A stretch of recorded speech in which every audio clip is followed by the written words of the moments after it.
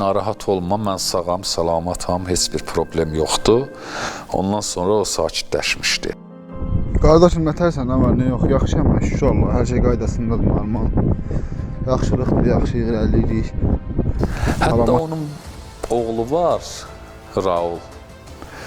O atasını bəzi hallarda yuxusunda görür, bəzi hallarda o danışır ki, atam gəlir, otağa girir, məni sığallayır, məni öpür gedir.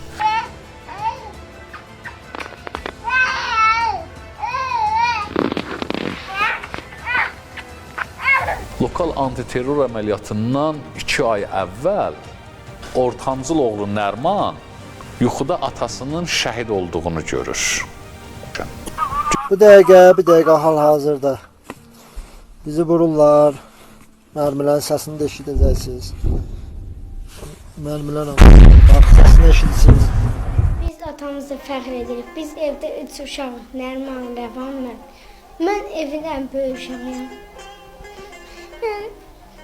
Atamla böyük yarısı şəhid olmalıydı. Bir yana sevinirəm ki, arısını tadım, bir yana kədərlənirəm.